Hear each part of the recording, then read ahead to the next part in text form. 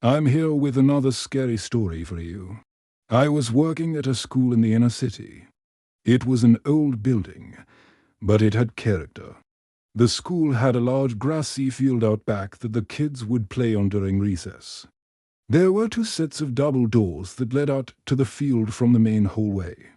One set of doors was usually kept locked and only the janitors had keys to them. Those doors were at the end of the hall, far from the office.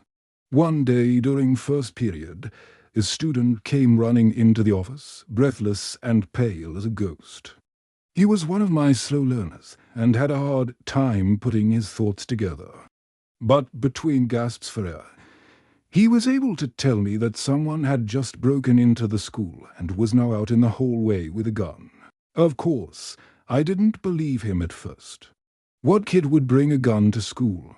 But as he started to explain that the gun was real and that he'd seen the barrel, I felt a chill go down my spine. As we were talking, the principal came over and I quickly told her what the boy had said. She immediately turned white as a sheet and ran for the nearest phone. Within seconds, it felt like the entire faculty and every police officer in the district showed up. They quickly searched the building and found no one.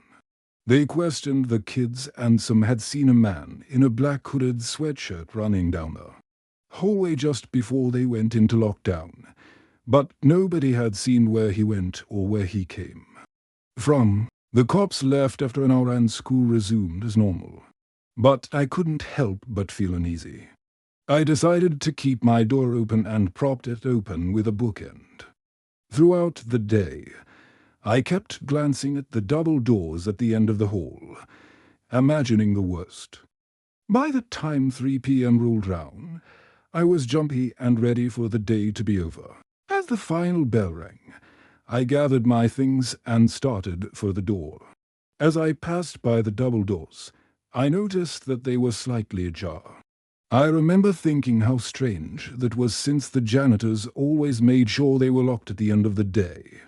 Curiosity got the better of me, and I pushed the doors open to investigate.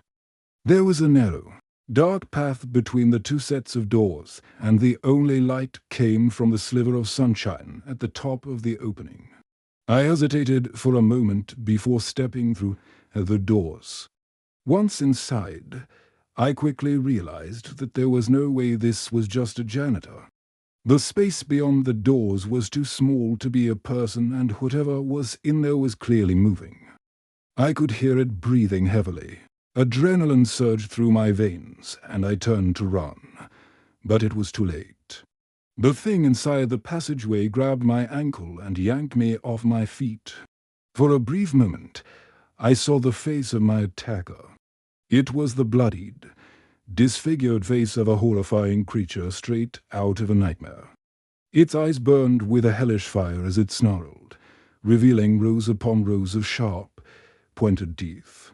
In a panic, I thrashed and screamed for help, flailing wildly until my foot slipped out of its grasp.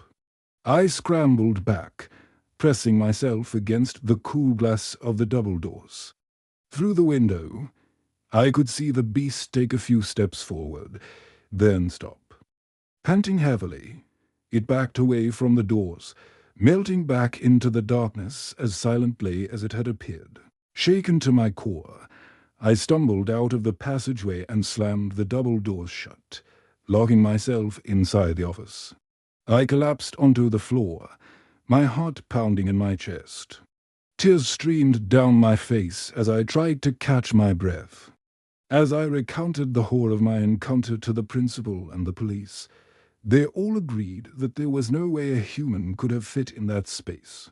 They ended up finding claw marks on the doors where the beast had pressed against them. To this day, nobody knows what that creature was or where it came from. The double doors at the end of the hallway are sealed shut and no one dares go near them.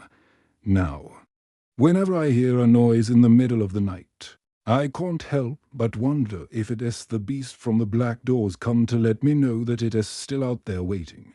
Thanks for listening to my story. If you liked it, Please hit the thumbs up button. Don't forget to subscribe so you never miss an episode.